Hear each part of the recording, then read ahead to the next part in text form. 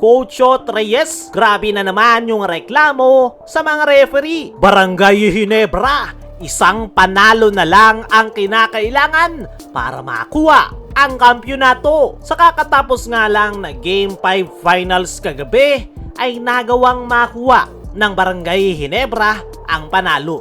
Dahil dyan, isang panalo na lang ang kanilang kinakailangan para makuha ang kampyonato ngayong Commissioner's Cup. Matatandaan na medyo matagal-tagal na rin nung huling makatikim ng kampyonato ang Barangay Ginebra. Huli pa ay noong talunin nila ang Bay Area Dragons noong 2023 at 3 taon na ang nakakalipas. At ngayon na nakatatlo o pumuro na ang Barangay Ginebra ngayong Best of 7 Finals ay napakalaki nga ng chance nila na makuha ang kampyonato. At ito na rin yung pagkakataon ng Barangay Ginebra na makabawi. Alam naman nating lahat na TNT Tropang Giga rin yung dahilan kung bakit hindi nakakakuha ng kampyonato ang Barangay Ginebra. Pero ayon sa naging latest interview netong si Coach Tim Cone ay hindi nga daw madali ang tumapos ng series, lalong-lalo na sa PBA Finals at TNT Tropang Giga ang kanilang kalaban. Kung si Coach Tim Cone nga raw ang tatanungin,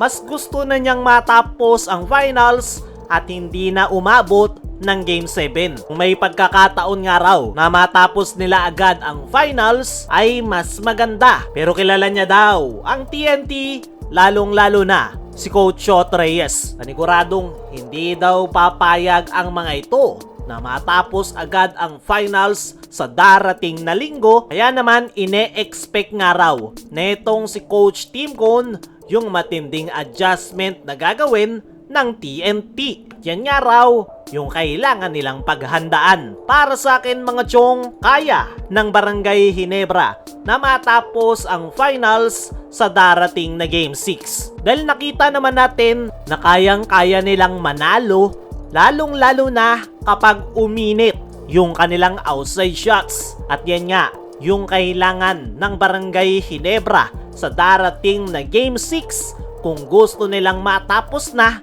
at makuha ang kampyonato.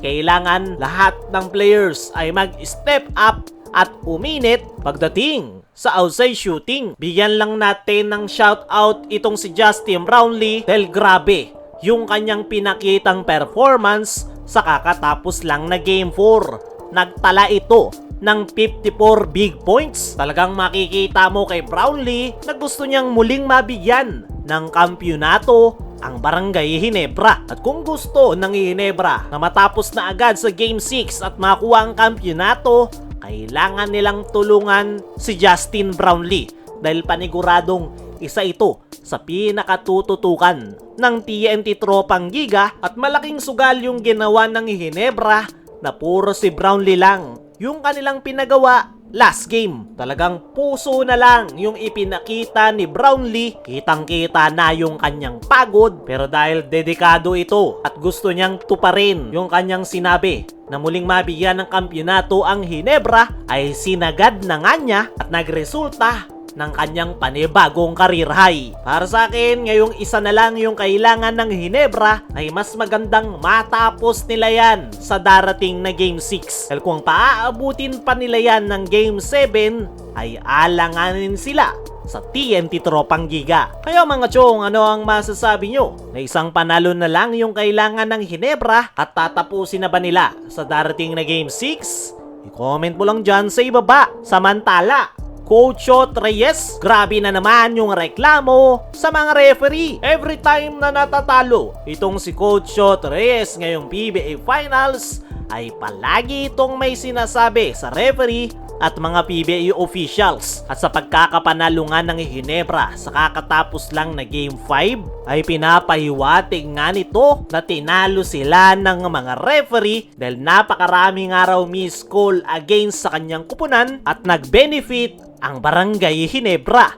Para sa akin mga chong, hindi na bago kay Chot Reyes yung ganyang pagre-reklamo. Every time na natatalo ang kanyang kupunan, palagi itong may nasasabi sa referee at PBA officials na para bang hindi ito tumatanggap ng pagkatalo dahil para sa kanila palagi silang dinadaya. Yan nga yung hindi maganda kay Chot Reyes dahil hindi nga ito sports na head coach at hindi tumatanggap ng pagkatalo.